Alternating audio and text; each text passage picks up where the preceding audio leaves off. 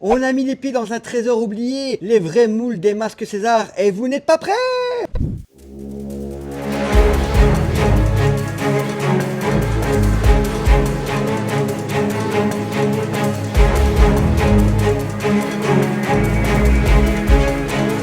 Hey, nouvelle vidéo. Aujourd'hui on part à Roubaix, mais pas pour faire n'importe quoi. Je suis là avec Richard de la chaîne Kill Conso et de Michel du centre Jules Verne. Ensemble, on va entrer dans un lieu dont très peu de gens connaissent l'existence. Un stock rempli de moules originaux, des masques César, des masques uniques, du plâtre, du plastique, de la résine, des décennies de culture populaire figée dans la matière. Et pour nous guider, John, un passionné devenu collectionneur, écrivain qui connaît chaque pièce comme si c'était un trésor. Accrochez-vous. Ce qu'on va découvrir ici, c'est une partie de l'histoire du masque et elle n'a jamais été filmée comme ça.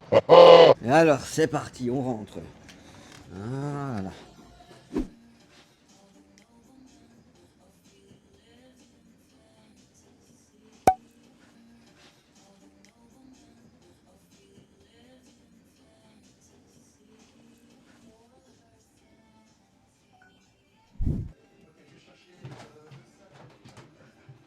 Jonathan? Il est occupé, Jonathan?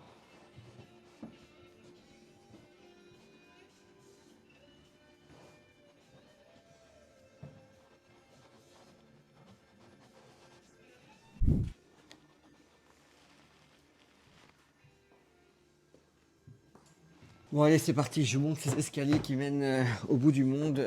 Allez, je vous montre. Hop. Bah tiens, John, Hey, comment tu vas? bah écoute, ça va plutôt bien, merci, et toi? On m'a dit que tu étais un collectionneur, un artiste et écrivain. Et tu as une passion pour les masques. Dis-moi ce que tu as entre les mains. Bah, j'étais en train de redire, si tu veux, de regarder mon livre, parce que autant, lorsque je les écris, ils sont publiés, mais je ne les regarde jamais, tu vois. Et là, j'avais l'occasion, effectivement, de voir un petit peu cet exemplaire que j'ai offert à un ami commun que tu connais, qui s'appelle Richard. Oui, il est pas loin. Richard Blin, qui n'est pas loin, tout à fait. Et maintenant, pour répondre à ta question, oui, alors je suis collectionneur, je suis aussi écrivain, je suis également agent de sécurité, je suis papa de 2 petits garçons. Voilà, j'ai plusieurs... on va dire Casquettes. plusieurs casquettes. Effectivement, comme tu le dis, je suis également collectionneur. Voilà, et tu es passionné avant tout. Je pense qu'on est entre passionnés, justement. Voilà. Où on Oui. peut retrouver ton livre. 16 Faust, tu peux le trouver, enfin c'est sur les sites Cultura, Amazon, la Fnac. Il Donc, est on va le trouver normalement partout, quoi. voilà, en format papier, mais on peut le commander surtout. Il n'est pas forcément en librairie parce que c'est un petit éditeur, mais on peut le trouver sur les sites effectivement des grandes enseignes. De quoi ça parle? Ça se passe en 1989. Je pense que ça peut te parler un peu parce que toi et moi on est nés en 86. C'est ça. Donc on se souvient très bien des années 90. Et ça parle de Sixtine et de sa sœur Faustine qui viennent en aide à un petit garçon Rudy qui est poursuivi par une entité dans ses cauchemars qui s'appelle Chagall. Voilà. Ah ouais. Ça a l'air intéressant tout ça. Je l'espère. À découvrir naturellement. Alors explique-nous un petit peu Fabrice. concrètement les différences entre les moules, les masques, le plâtre, les résines, tout ce qui existe en fait. Eh ben justement, regarde, on a un très bon exemple qui est juste à côté. Mickaël qui possède tout ça, en fait, m'avait fait une sélection. Tu as ici, par exemple, une tête en plâtre, excuse-moi, un demi-plâtre et une résine. C'est simple. Là, on est dans le cadre d'un masque souple. Si tu veux, la tête pleine était sculptée justement pour le masque qui allait être produit ensuite. Tu avais également un demi-plâtre qui reprend la moitié du visage qui servait à faire une coque plastique. Cette coque plastique transparente se mettait à l'intérieur d'un masque souple pour lui donner justement une forme. Si tu regardes dans ces masques souples, tu as une protection plastique à l'intérieur. Juste à côté, tu as une résine en aluminium, Fabrice. Cette résine en aluminium, c'était une sorte d'empreinte qui était prise dans un moule. Ces moules servaient à faire le masque, si tu veux. Je te l'incline, tu as une empreinte à l'intérieur, on mettait du vinyle à l'intérieur, on chauffait, on sortait le masque. Tout simplement.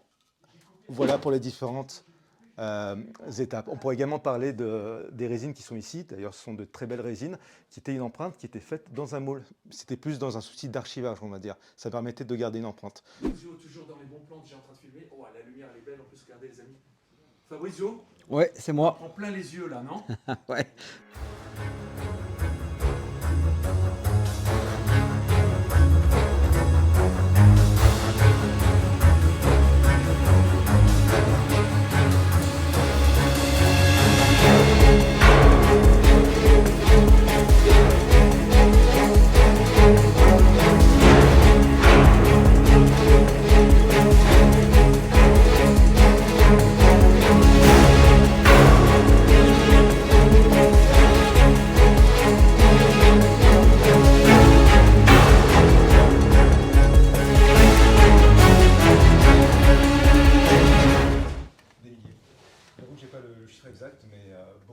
en sachant que c'est une partie qui est ici. Il y en a aussi un peu plus loin en bas, comme tu as vu.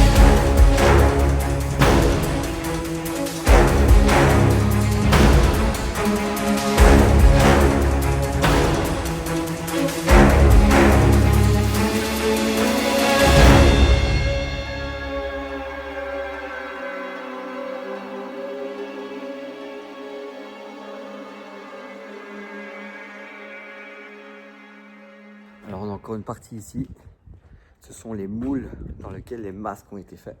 Je vais vous montrer tout de suite.